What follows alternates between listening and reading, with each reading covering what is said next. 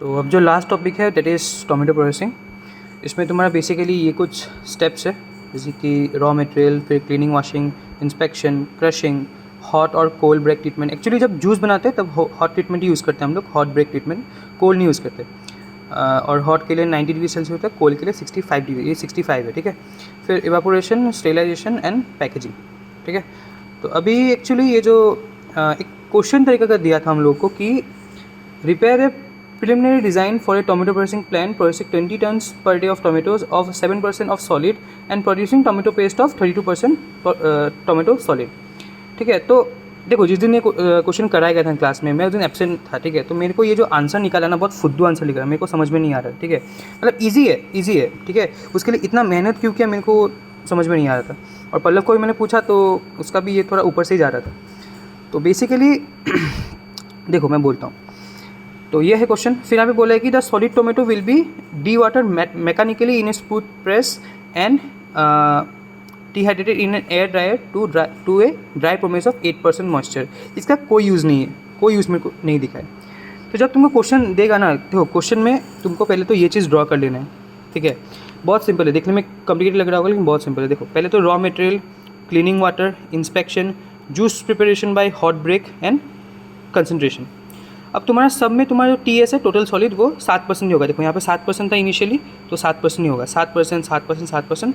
बस एक बार juice preparation के बाद टी एस थोड़ा घट जाता है, 6% होता है, ठीक है। फिर कंसनट्रेट का जो प्रोडक्ट होगा उसका है 32%, ठीक है। और बाकी देखो, बाकी हम लोग एज्यूम कर रहे हैं कि इनिशियली जो रॉ मटेरियल है वो हम लोग का 100 kg पर आवर का है, ठीक है। तो जैसे हम लोगों ने रॉ मटेरियल पास किया, क्लीनिंग वाटर किया, तो क्या हुआ, जो अभी जो वाटर से क्लीन करने के बाद जितना बचा इट इज़ 99, ठीक है। 1 kg निकल गया, 1 kg पर आवर वेस्ट की तरह में निकल गया। और वेस्ट का जो टी एस है दैट इज़ लेस देन 0.2, ठीक है। देन जब इंस्पेक्शन किया उसमें भी तुम्हारा 99 से 97 kg हो गया, 2 kg फिर से वेस्ट निकल गया। फिर जब जूस प्रिपेयर किया तब 97 से 94 हो गया, मतलब 3 kg फिर से वेस्ट निकल गया। वेस्ट का जो टी एस है सिर्फ थोड़ा याद रख लेना, ये उतना इंपॉर्टेंट भी नहीं है। तो वेस्ट का यहाँ पे 7%, यहाँ पे 40%। तो टोटल जो सॉलिड जो वेस्ट निकला उनका टी एस यहाँ पे आके कहीं पे कलेक्ट कर लिया गया। फिर यहाँ पे water clean by water less ले 2 kg per hour of water दिया है। फिर यहाँ पे जूस प्रिपरेशन किससे होगा, हॉट ब्रेक मतलब क्या, स्टीम से होगा, तो स्टीम को भी इनलेट करा है 5 kg पर आवर। फिर ऐसे करते करते हम लोग को बेसिकली मटेरियल बैलेंस करना है। मटेरियल बैलेंस कहाँ करना है, इस जूस प्रिपरेशन में। यहाँ पे देखो, यहाँ पे क्या हो रहा है, तुम्हारा जो फीड है जो कि यहाँ से आ रहा है that is 97 kg per hour at 7% T S, वही लिखा है यहाँ पे, ठीक है। और जो प्रोडक्ट बन रहा है, प्रोडक्ट का हम लोग को कितना बन रहा है वो नहीं पता, ये एक्चुअली मैंने निकालने के बाद लिखा है यहाँ पे, ठीक है। तो अभी हम लोग को नहीं पता, तो प्रोडक्ट का सिर्फ टी एस पता है कितना, 32%, तो 32 लिख रहे हैं यहाँ पे।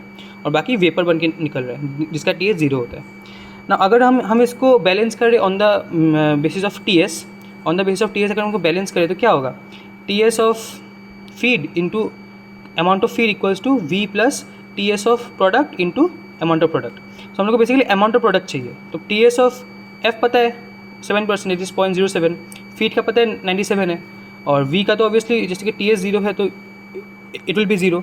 फिर जो प्रोडक्ट है उसका टी एस पता है 32%, तो 32 लिख दिया, 0.32 इंटू पी, सो पी निकल गया। बहुत सिंपल है, ठीक है, बहुत सिंपल।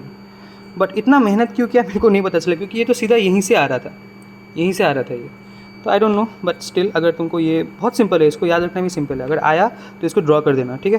तो भाई